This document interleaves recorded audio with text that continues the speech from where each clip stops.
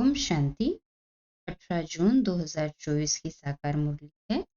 बाबा कहते, मीठे बच्चे, अवगुणों को निकालने का पूरा पुरुषार्थ करो।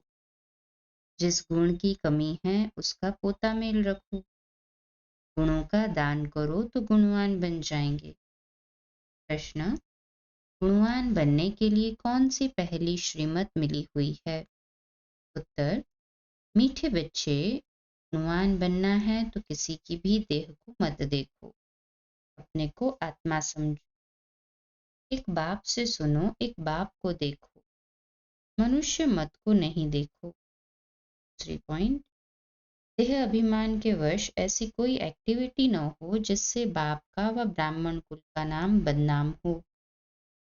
उल्टी चलन वाले गुणवान नहीं बन सकते, उन्हें कुल कलंकित कहा जाता है। ओम शांति। बाप दादा के हाथ में मोतियों के फूल थे। बाबा साक्षात्कार कराते हैं ऐसा खुशबूदार फूल बनने का है। बच्चे जानते हैं हम फूल बने थे जरूर। गुलाब के फूल, मोतियों के फूल भी बने थे, अथवा हीरे भी बने थे, अब फिर बन रहे हैं। ये है सच्चे, आगे तो झूठे थे। ही झूठ, सच की रत्ती भी नहीं। अभी तुम सच्चे बनते हो तो फिर सच्चे में सब गुण भी चाहिए। जितने जिसमें गुण है उतना औरों को भी दान दे, आप समान बना सकते हैं। इसलिए बाप बच्चों को कहते रहते हैं, बच्चे पोता मेल रखो अपने गुणों का। हमारे में कोई अवगुण तो नहीं है, दैवी गुण में क्या कमी है? रात को रोज अपना पोता मेल निकालो। दुनिया के मनुष्यों की तो बात ही अलग है। तुम अभी मनुष्य तो नहीं हो, तुम हो ब्राह्मण। कल मनुष्य तो सब मनुष्य ही है, परंतु हर एक के गुणों में, चलन में फर्क पड़ता है। माया के राज्य में भी कोई कोई मनुष्य बहुत अच्छे गुणवान होते हैं, परंतु बाप को नहीं जानते। बड़े रिलीजियस माइंडेड नर्म दिल होते हैं। दुनिया में तो मनुष्यों के गुणों की वैरायटी है, और जब देवता बनते हैं तो दैवी गुण तो सब में है। बाकी पढ़ाई के कारण मर्तबे कम हो पड़ते हैं। एक तो पढ़ना है, दूसरा अवगुणों को निकालना है। ये तो बच्चे जानते हैं हम सारी दुनिया से न्यारे हैं। यहाँ ये जैसे एक ही ब्राह्मण कुल बैठा हुआ है। शूद्र कुल में है मनुष्य मत, ब्राह्मण कुल में है ईश्वरीय मत। पहले पहले तुमको बाप का परिचय देना है। तुम बताते हो फलाना क्यों करते हैं। बाबा ने समझाया था, लिख दो हम ब्राह्मण अथवा बीके है ईश्वरीय मत पर, तो समझ जाएंगे इनसे ऊंचा तो कोई है नहीं। ऊंच से ऊंच है भगवान, तो हम उनके बच्चे भी उनकी मत पर है।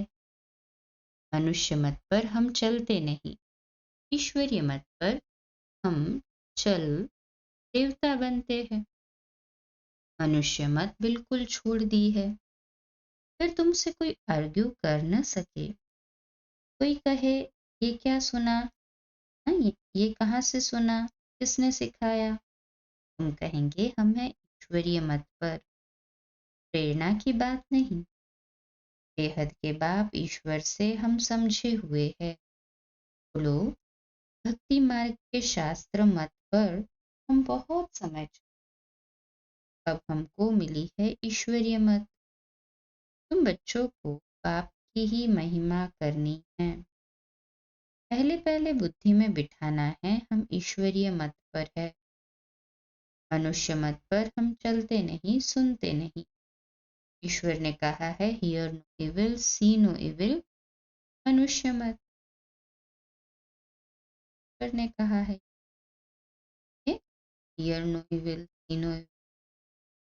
आत्मा को देखो, शरीर को नहीं देखो। ये तो पतित शरीर है, इनको क्या देखने का है? इन आंखों से ये नहीं देखो। ये शरीर तो पतित का पतित ही है, आगे ये शरीर तो सुधरने नहीं है और ही पुराने होने हैं। दिन प्रतिदिन सुधरती है आत्मा। आत्मा ही अविनाशी है, इसलिए बाप कहते हैं सी नो इविल। शरीर को भी नहीं देखना है। देह सहित देह के जो भी संबंध है उनको भूल जाना है। आत्मा को देखो।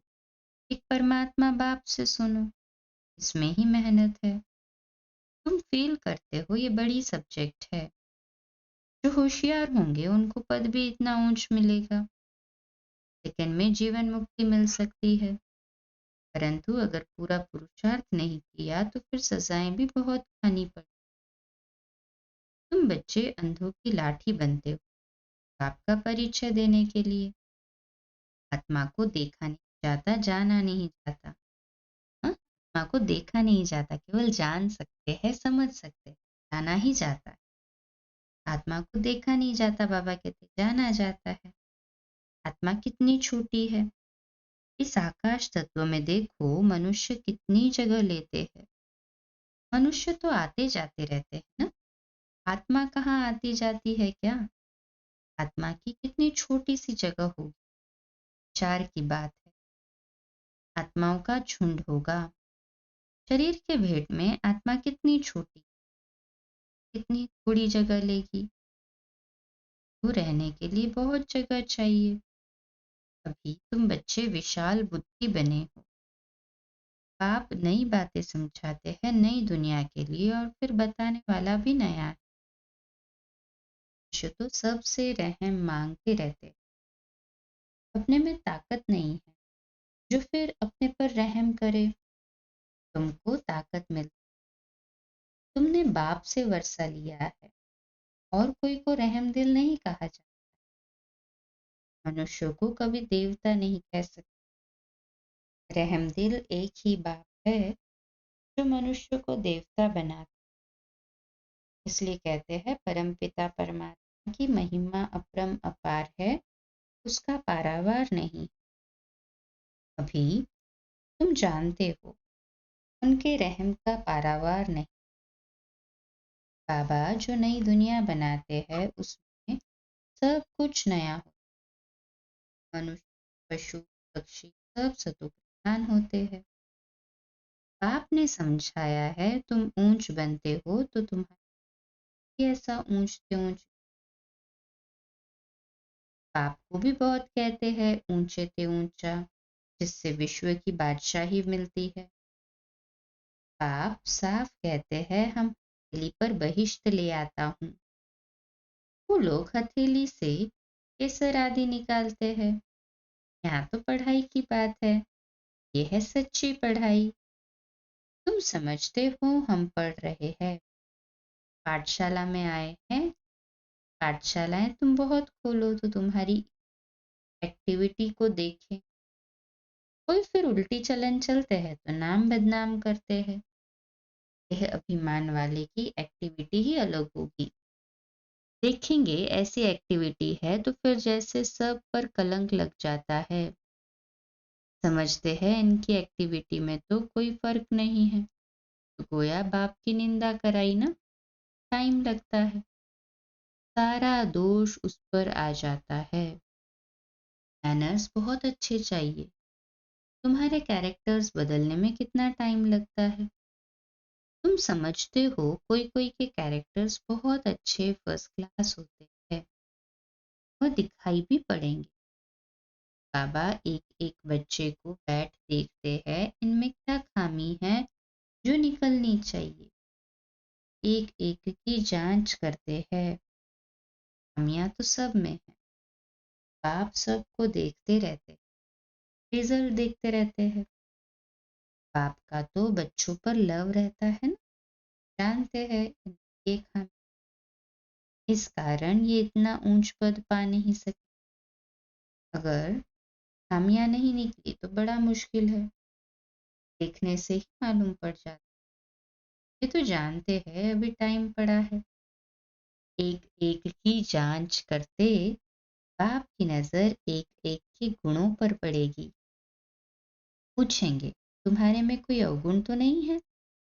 बाबा के आगे तो सच बता देते। कोई कोई को देह अभिमान रहता है तो नहीं बताते हैं। बाप तो कहते रहते हैं, आप ही जो करे सो देवता, कहने से करे वो मनुष्य, जो कहने से भी ना करे वो डैश डैश समझ जाना। बाबा कहते रहते हैं, जो भी खामियां हैं इस जन्म की, वह बाप के आगे आप ही बताओ। बाबा तो सबको कह देते हैं, खामियां सर्जन को बतानी चाहिए। शरीर की बीमारी नहीं, अंदर की बीमारी बतानी। तुम्हारे पास अंदर में क्या क्या आसुरी ख्याल, इस पर बाबा समझाएंगे। इस हालत में तुम इतना ऊंच पद नहीं पा सकते। क्या क्या ऊंच पद पाएंगे बाबा, देखते हैं। बाबा कहते हैं, इस हालत में तुम इतना ऊंच पद नहीं पा सकेंगे। जब तक अवगुण निकले, अवगुण बहुत निंदा कराते, मनुष्य को वहम पड़ता है, भगवान इनको पढ़ाते हैं। भगवान तो नाम रूप से न्यारा है, सर्वव्यापी है, वह कैसे इनको पढ़ाएंगे। इनकी चलन ऐसी, ये तो बाप जानते। तुम्हारे गुण कैसे फर्स्ट क्लास होने चाहिए। अवगुण छिपा देंगे तो कोई को इतना तीर नहीं लगेगा। इसलिए जितना हो सके अपने में अवगुण जो है उनको निकालते जाओ। नोट करो, हमारे में ये खामी है, दिल अंदर में खाएगी। घाटा पड़ता है तो दिल खाती है। व्यापारी लोग अपना खाता रोज निकालते हैं, आज कितना फायदा हुआ, रोज का खाता देखते हैं। ये बाप भी कहते हैं, रोज अपनी चाल देखो, नहीं तो अपना नुकसान कर देंगे। बाप की पत अर्थात इज्जत गवा देंगे। गुरु की निंदा कराने वाले ठौर न पाए, देह अभिमानी ठौर नहीं पा सकेंगे। देही अभिमानी अच्छी ठौर पाएंगे। देही अभिमानी बनने के लिए ही सब पुरुष दिन प्रतिदिन सुधरते जाते। देह अभिमान से जो कर्तव्य होते हैं उनको काटते रहते हैं। देह अभिमान से पाप जरूर होता है। ये देही अभिमानी बनते रहो। ये तो समझ सकते हो, जन्मते ही राजा कोई होता नहीं। देही अभिमानी बनने में टाइम तो लगता है, ये भी तुम समझते हो। अभी हमको वारिस को वापस जाना है पर बाबा के पास बच्चे आते हैं, कोई 6 मास बाद आते, कोई 8 मास बाद भी आते, तो बाबा देखते हैं इतने समय में क्या उन्नति हुई। दिन प्रतिदिन कुछ सुधरते रहते हैं या कुछ काल में काला है। कोई चलते चलते पढ़ाई छोड़ देते। बाबा कहते हैं, ये क्या, भगवान तुमको पढ़ाते हैं, भगवान भगवती बनाने, ऐसी पढ़ाई तुम छोड़ देते हो। ये वर्ल्ड गॉडफादर पढ़ाते हैं, इसमें एब्सेंट है, कितनी प्रबल है। फर्स्ट क्लास पढ़ाई से तुम्हारा मुख मोड़ देती। बहुत है जो चलते रहते हैं फिर पढ़ाई को लात मार देते हैं। ये तो तुम समझते हो। अब हमारा मुंह है स्वर्ग तरफ, लात है नर्क तरफ। तुम हो संगम योगी ब्राह्मण। ये पुरानी रावण की दुनिया है। हम वाया शांति धाम सुख धाम तरफ जाएंगे। हम अभी सुख धाम तरफ जा रहे हैं, वाया शांति धाम।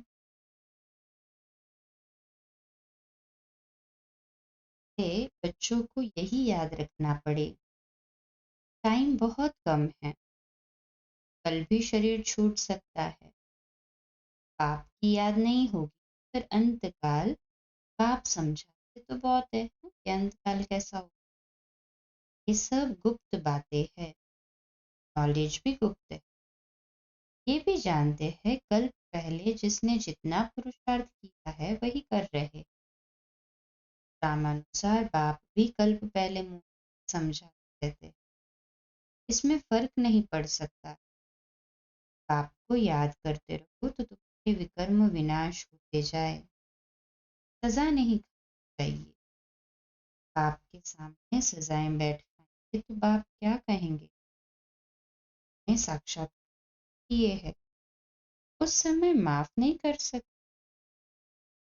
बड़ा बाप है तो इनका साक्षात्कार होगा, इन द्वारा वहां भी समझाते रहेंगे।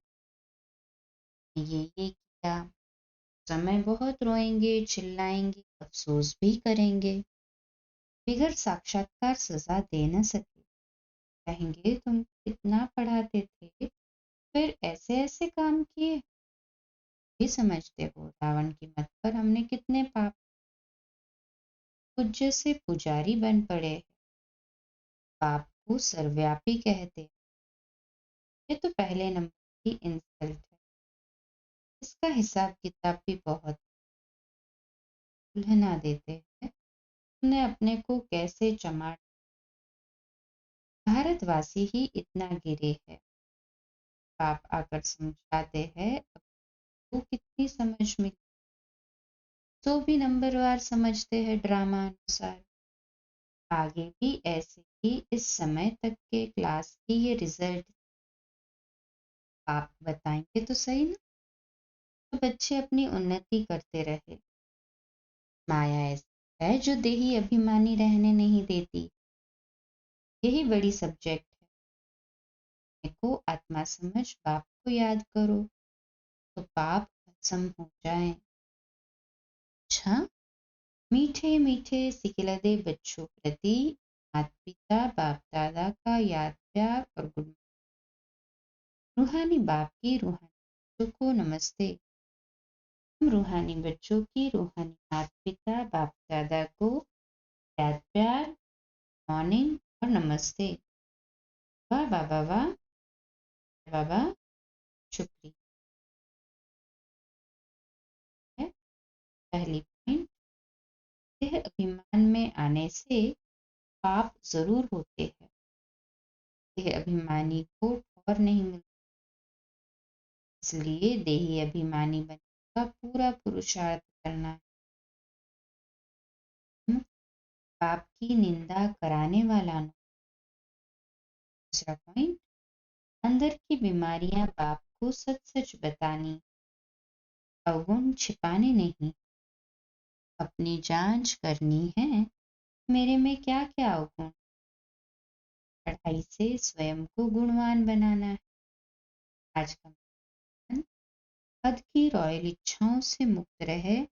सेवा करने वाले निस्वार्थ सेवाधारी मन है।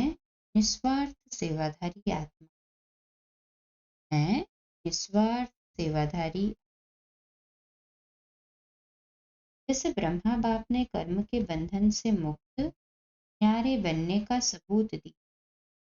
सिवाय सेवा के स्नेह और कोई बंधन नहीं।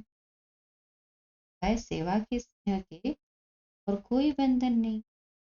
सेवा में जो हद की रॉयल इच्छा होती है वह भी हिसाब किताब के। सच्चे सेवाधारी इस हिसाब किताब से मुक्त रहते। जैसे देह का बंधन के संबंध का बंधन है, ये सेवा में स्वार्थ के बंधन। इस बंधन से व रॉयल हिसाब किताब से मुक्त निस्वार्थ सेवाधारी बनो। स्लोगन, फायदों को फाइल में नहीं रखो, फाइनल बनकर दिखो।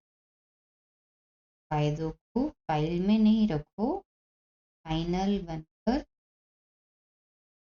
अच्छा, कम बोलो, से बोलो, मीठा बोलो, सत्य बोलो, सोच समझ कर बोलो। भाव हो,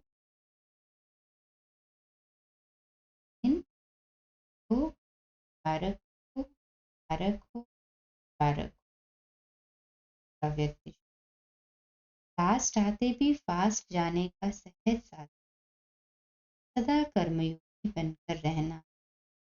कर्म भी करो और याद में भी रहो। कर्म में इतना बिजी न हो जाओ जो अपना ओरिजिनल स्वरूप भी विस्मृत न जाए। अपनी आत्मिक स्थिति रहकर शरीर का आधार लो। कर्मेंद्रियों से कर्म कराया, कर्म पूरा हुआ, नारे हो गए। यही कर्मयोग स्टेज सहज कर्मातीत बना दे। जब चाहे कर्म में आए और जब चाहे नारे हो। अच्छा, आज का सभी को मुबारक हो, मुबारक, मुबारक। शांति।